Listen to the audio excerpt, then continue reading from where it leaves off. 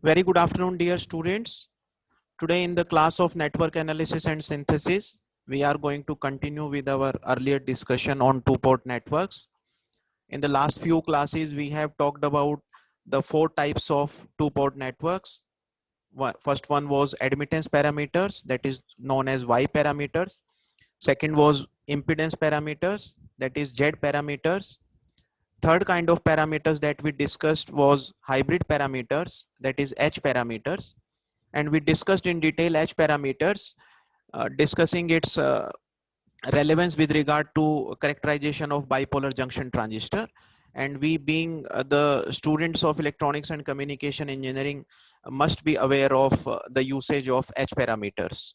Okay, and lastly we discussed about transmission parameters, and another name for transmission parameter was your ABCD parameters or T parameters.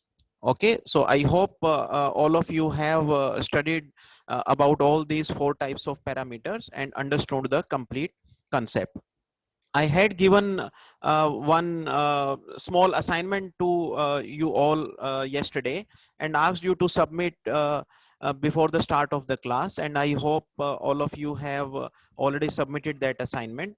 And the purpose of that assignment was related to the topic that we will be covering in today's class only. So as I start my discussion, it will be clear to you all that how that assignment was linked to the content that we are going to cover in today's class. So students, let us now start.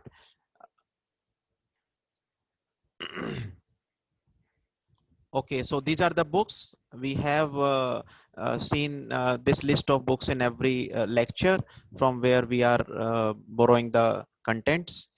So students, the topic of today's class is the interrelationship between various parameters that we have discussed so far. So till now we have talked about all the parameters individually. Now if we are aware of some parameters and we want to express our circuit in terms of other parameters, then we need this interrelationship. And for that we are going to discuss in today's class. So the first topic is we will express Z parameters in terms of Y parameters. Okay, so what we have, we are being given Z parameters and we have to express Z parameters in terms of Y parameters. What does it mean? It means that if we have available with us Y parameters, we can calculate Z parameters from that equation. Okay, so these are the governing equations for Z parameters, that is V1 equal to Z11 I1 plus Z12 I2, and similarly your V2 equal to Z21 I1 plus Z22 I2. Fine.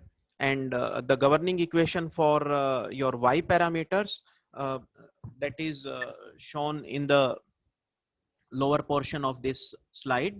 Okay, so that is expressed in terms of your currents at the bottom. Fine. So now students, though I could have told you the direct formulas or the expressions with the help of which we could express Z parameters in terms of Y parameters and other parameters also, but here I would like to tell you the procedure to obtain these parameters in terms of other parameters, and that is very important. If you are comfortable with you can say cramming of these expressions, it will be good and fine, but you must be aware of the procedure how to adopt. Even if you are not able to memorize these expressions, if you know the procedure, then you can easily work out these expressions even while solving any numerical or while attempting any question in the examination. Fine. So now let us see. We know that Z is nothing but impedance and Y is nothing but admittance, and there is an inverse relationship between your impedance and admittance. So your Z is equal to the inverse of Y, and this is our Z matrix. So obviously Z matrix will be equal to inverse of Y matrix. And students, you already know how to obtain the inverse of a given matrix. Okay, this delta Y is nothing but the determinant of this matrix. I hope you know the determinant. Determinant of this matrix will be y1 into y22 minus y21 into y12. So this is your delta y. As I have shown here at the bottom, delta y is equal to y11, y22 minus y12, y21. And this is how we obtain Z11. So if we want to obtain Z11, you already know the methodology of finding the inverse. So this Z11 will be equal to y22 divided by delta y. Similarly, your Z12, it will be equal to your minus of y12 divided by delta y. Similarly, your Z21, that is this one.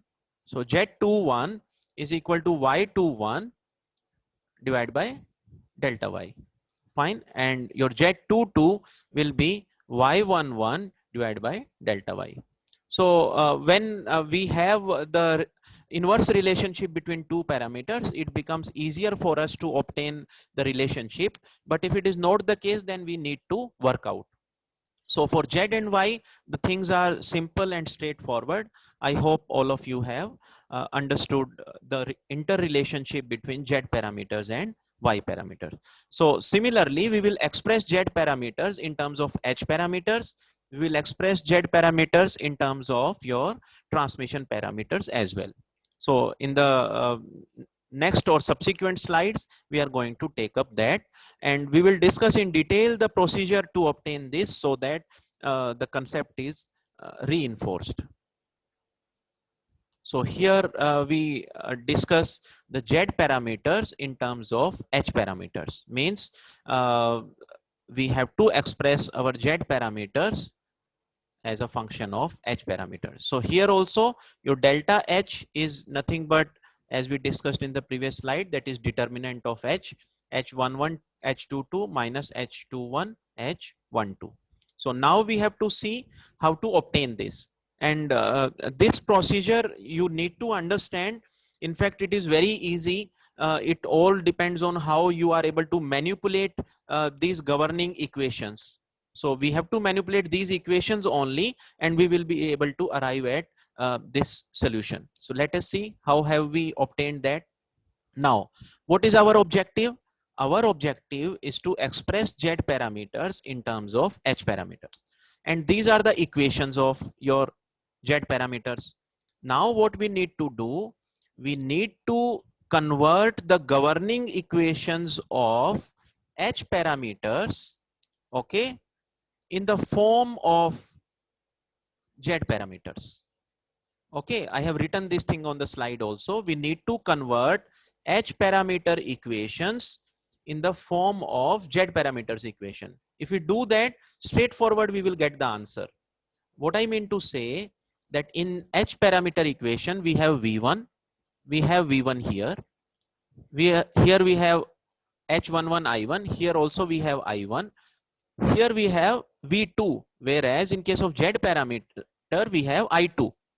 So means we have to bring I2 here in H parameter equation. Okay. And similarly, this equation also need to be expressed like this. So in a way, you can say that we will be converting H parameter equations into equivalent Z parameter equation, and straightforward answer we will get. Let us see. First, what we do, we find out the value of V2. Okay. So from equation number 2, okay, we obtain the value of V2. So what will be V2? V2 will be H21 I1 will be taken towards left hand side, means minus H21 I1 plus I2.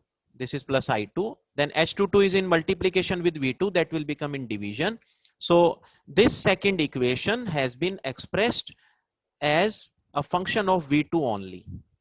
Okay. So this is what we have obtained from second equation of your H parameter. Fine.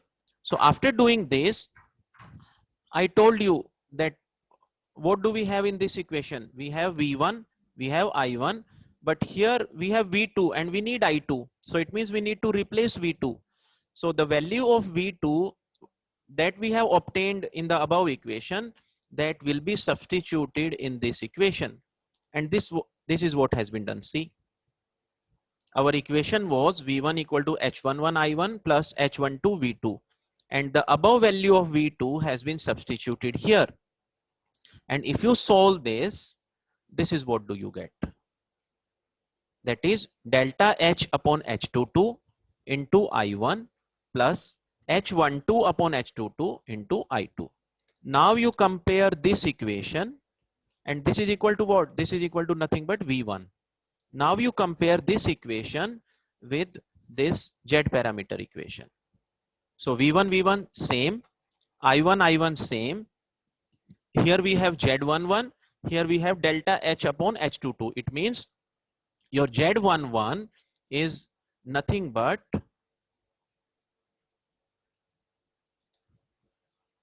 Z11 is nothing but your delta H upon H22. Just compare. Then here we have Z12 I2. Here we have H12 by H22 into I2. You compare, so you get Z12 is equal to H12 upon H22. So that way we are able to obtain your Z11 and your Z12. Fine. Now we need to see the second equation. Okay, let me erase these things so that you are able to correctly visualize. So we need to now see the second equation, that is this one. So this is V2 expressed in the terms of I1 and I2. See, this we have already done. This is V2 in terms of I1 and I2. So you compare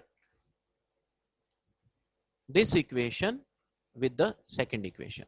V2 same. What is Z21? Z21 is nothing but minus H21 by H22. This is what we have here. Okay. Then see Z22. Z22 is nothing but 1 by H22. This is Z22 is equal to 1 by H22. That's all. So this is how we are able to obtain the Z parameters in terms of your H parameters. Okay, so I hope all these things are clear to so dear students, in the last slide we talked about Z parameters in terms of H parameters. Now the final thing is we have to express Z parameters in terms of transmission parameters, and other name for transmission parameter is ABCD parameter. So the same procedure that we discussed in the case of Z parameters in terms of H parameters, same procedure will be used here.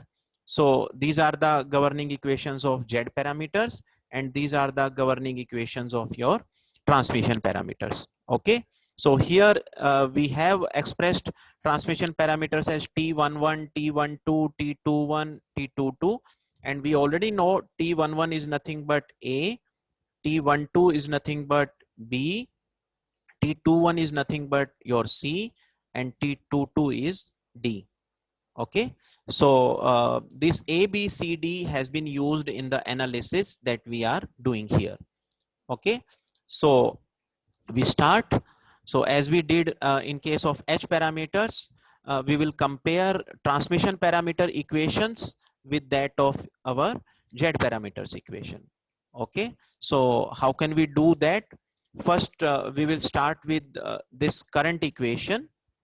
Okay, from here we will again try to find out the value of V2. Okay, we will express V2 in terms of I1 and I2. So this was the governing equation, that is I1 is equal to CV2 minus DI2. So now if we find out V2, what will be V2?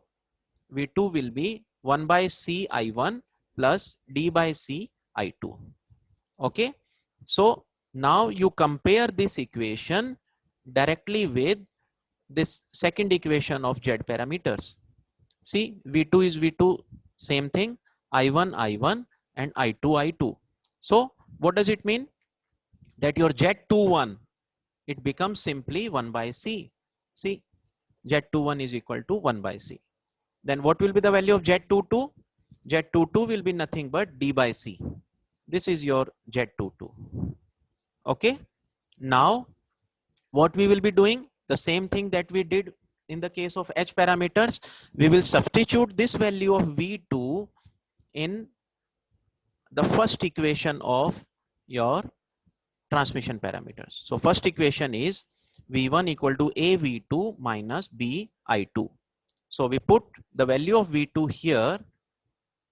This is the substitution, and if we solve it, we get this. So this is nothing but your V1. Now we compare this equation with this first equation of your Z parameters. So V1 same, I1 same, I2 same. Now let us see what will be the value of Z11. It is A by C. This is what we have got. Z11 is A by C. Now what will be the value of Z12? Z12 will be AD minus BC by C. AD minus BC by C. That's it. So if you proceed systematically, then in fact there is no need to memorize these expressions. You can simply need to remember the governing equations, and if you know governing equation, you can directly obtain the values of any parameter in terms of any other parameter. I hope all these things are very clear to you people. Fine. So now let us move forward. Okay, so by adopting the procedure that we have discussed, what we did, we took Z parameters and we expressed Z parameters in terms of Y parameters. Z in terms of Z means the same thing. We have expressed Z in terms of H parameters, and we have also expressed Z in terms of T parameters. So this is what we have obtained. This one, then this one, and then this one. Okay. So now in order to obtain Y parameters in terms of Z, H and T, you need to carry out the same analysis. So students, this is homework for you all people, and you have to submit that homework by next week, that you have to obtain the expressions for all the parameters in terms of the other parameters. If you are considering Y parameter, you have to express it in terms of Z, H and T. If you are considering H parameters, you have to express in terms of Y, Z and T, and so on. Okay. So if you look at Y, so Y in terms of Z is Z22 upon delta Z minus Z12 upon delta Z minus Z21 upon delta Z and Z11 upon delta Z. Similarly, in terms of H and in terms of T. So this is the summary of your two-port network parameters in terms of other parameters. Okay. So similarly, we can also work out for other parameters as well. So in this slide, I'm covering that. So we are expressing H parameters in terms of Y parameters, Z parameters, and your T parameters. This also you have to solve and obtain the answers. And in the same way, we will be expressing T in terms of your Y parameters, okay, in terms of your Z parameters, and in terms of your H parameters. Fine. So, and what is delta? Delta is nothing but your determinant of that matrix. That is your delta Y is Y11, Y22 minus Y12 into 21. Okay. And similarly, delta Z will be nothing but Z11 into Z22 minus Z12 into Z21. So same kind of notation will apply for every delta. Okay. So what I'll advise, that if you can memorize this table, then it will be handy for you to use these expressions directly into the results if you come across any question in exam. Even if you can't memorize, then you know the procedure, and by using governing equation, at once you can arrive at these expressions. So no need to memorize also. So it is up to you which method you want to follow in order to arrive at the interrelationship between different parameters. Fine. So students, this was a very important thing that we wanted to cover in this class. In fact, now I think you are able to understand the significance of the assignment that I gave you yesterday. In fact, I didn't talk about any interrelationship between any of these parameters, and I gave you the numerical. And if you have really worked out that numerical, you could have understood the methodology that we have discussed. So now let us see that numerical once again. So this is what I had given you yesterday. uh, I had given you H matrix, and you were supposed to find out Y and Z. Okay, so we need to find out Y parameter. Okay, so what does it mean? That we need Y parameter in terms of H parameters. So now we are given H11, H12, H21, H22. We have these expression with us. Okay, now we can directly substitute these values here, and we will be able to obtain various parameters of Y straightforward. But since this expression was not known to you yesterday, you must have used these equations in order to arrive at the various values of Y and Z. I hope so. In fact, you are supposed to. So it means the methodology that I explained you today in the class, you have already used that methodology in solving this numerical. Another method is you can directly use this expression. So we will just see if you want to find out Y11. So Y11 is nothing but 1 by H11. And what is H11? 5. So it means it will be 1 by 5, which is nothing but 0.2. So this is our Y11. See, we have got Y11. Now we need to find out Y12. So what will be Y12? Y12 will be equal to minus of H12. What is H12? That is 2. And what is H11? That is 5, which is nothing but we have 0.4. This is what we have got. Similarly, Y21. What will be Y21? Y21 will be H21. What is H21? Minus of 0.5 divided by H11. H11 is nothing but 5, which is equal to minus of 0.1. We have got this. And the last one is delta H upon H11. That is your Y22 will be equal to determinant of this. And what will be the determinant of this? This multiplied with this, that is your 0.5, then minus this multiplied this. How much is this? This is minus 1. And this comes out to be 1.5. So it will be 1.5. I hope I have not made any mistake here. So it is 1.5. And what is H11? H11 is 5. Okay. So what we get is 0.3. So this is the same thing that we have got. So that is the beauty of remembering these results directly, that a time you are able to save time while doing calculation.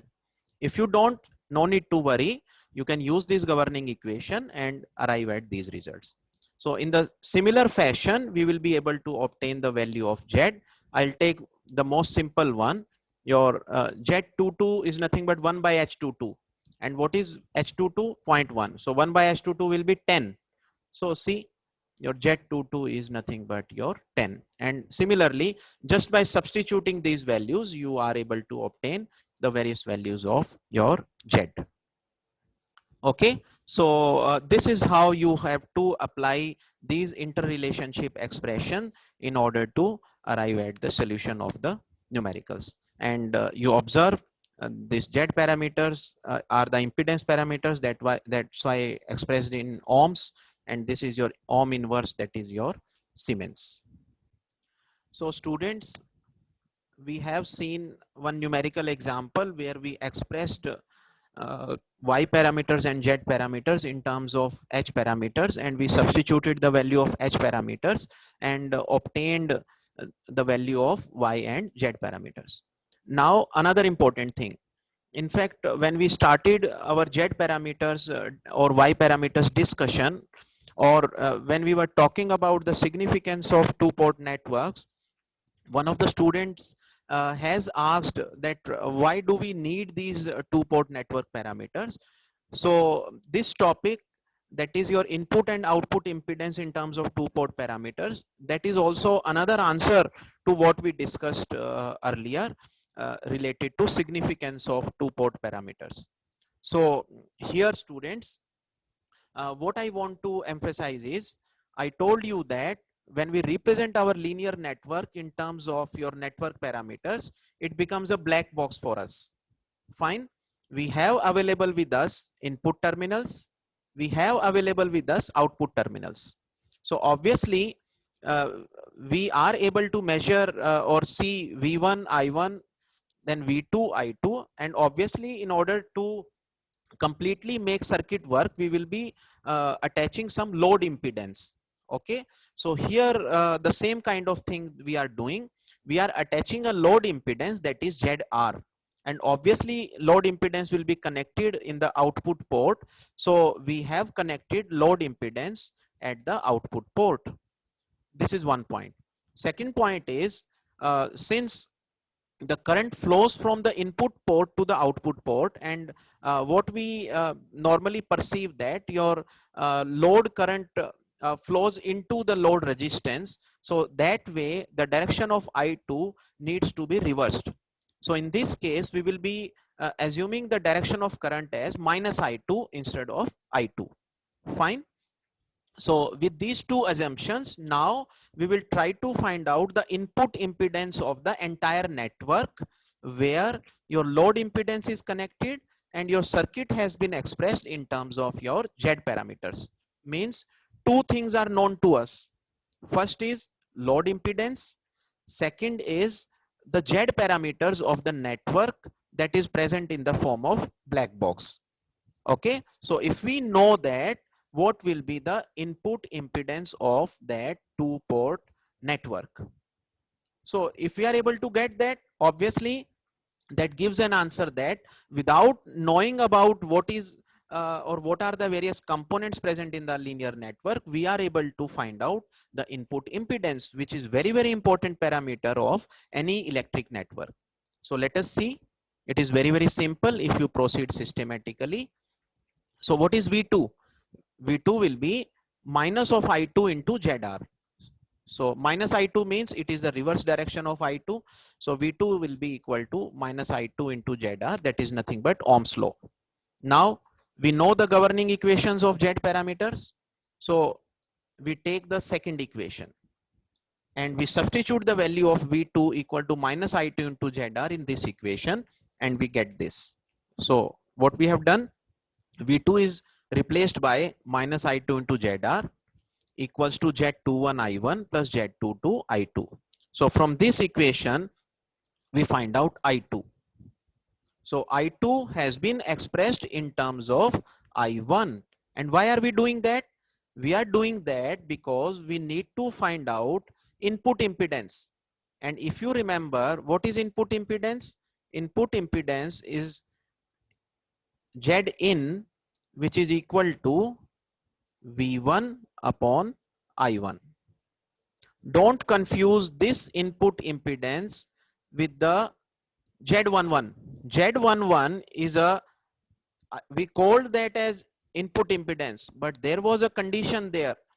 That was input impedance when your I2 was 0. Okay. So that was open circuit input impedance, whereas this is the input impedance of entire circuit.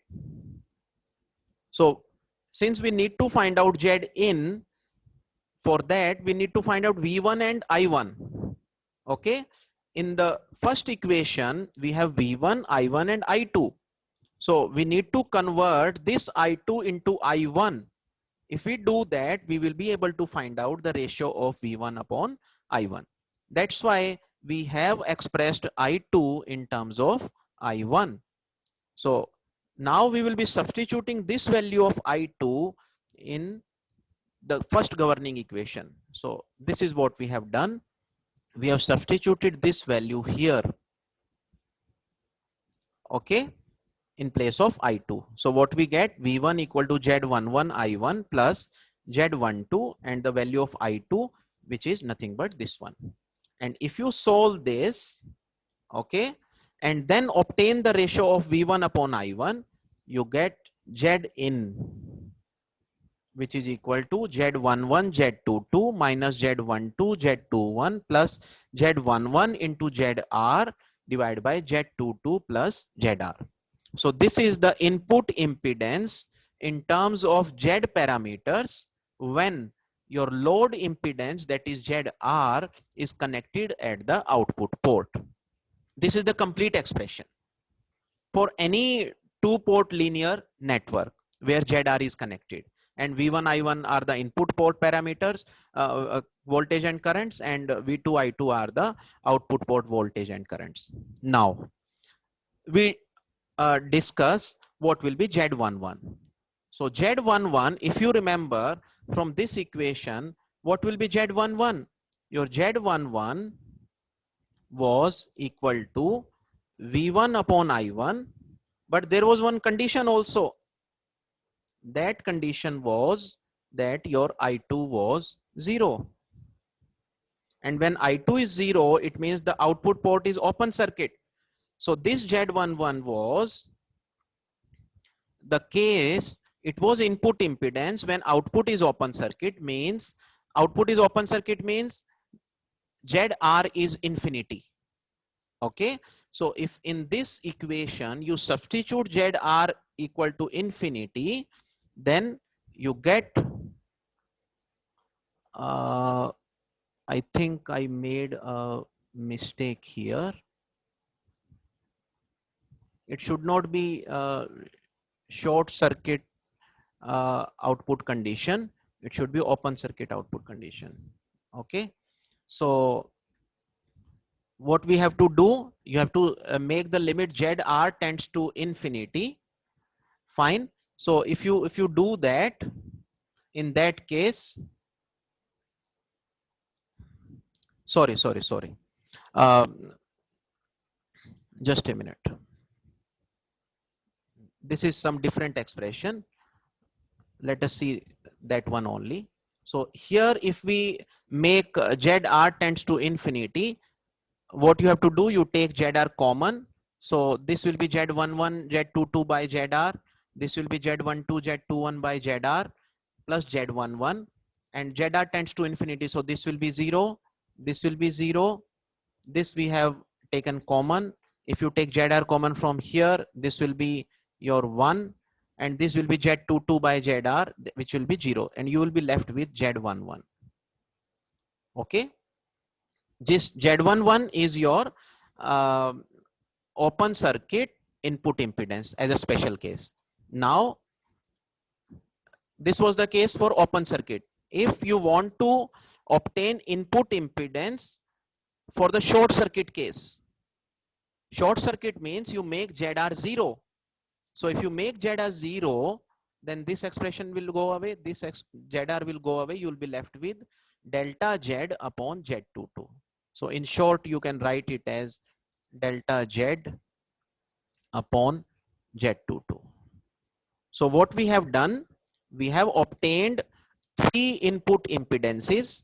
One is your generalized input impedance, another is your open circuit input impedance, which is nothing but Z11, and third is short circuit output condition that gives us delta Z upon Z22. So this is how we obtain input impedance in terms of your Z parameters. Similarly, you can express your input impedance in terms of Y parameters, in terms of your ABCD parameters, in terms of your H parameters. So same analysis will follow. I have covered here only the Z parameters. So after discussing Z in, that is your input impedance in terms of Z parameters, in the previous slide, here we will talk about output impedance in terms of Z parameters. And now what we have done, since we want to find out output impedance, and that output impedance will be nothing but your V2 upon I2. Okay, and in this case we need to connect our load impedance at the input port. So your ZR is now connected to the input port, and the direction of the current at the input port is, it has been assumed in the opposite direction. So that's why it has been taken as minus I1. So the analysis that we did for output port in the previous slide, the same analysis we will now do for output impedance, and we will put load impedance in the input port. So if we do that, we will have V1 equals to minus I1 into ZR. Okay, so now we need to find out the ratio of V2 upon I2. Fine. So here, if we want V2 and I2, we need to substitute the value of I1 in terms of I2. So that we will obtain here. So once you substitute the value of V1, that is minus I1 ZR here, you can find out the value of I1 in terms of I2.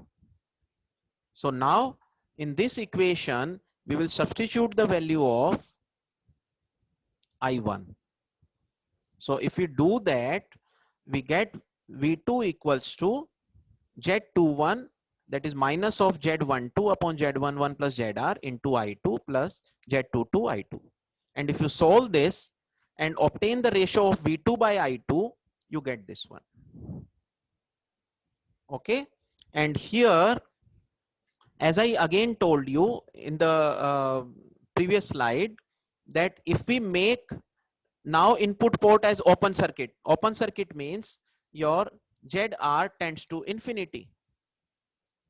Okay, so if we do that, in this expression we will have output impedance is equal to Z22, and this is what we had defined.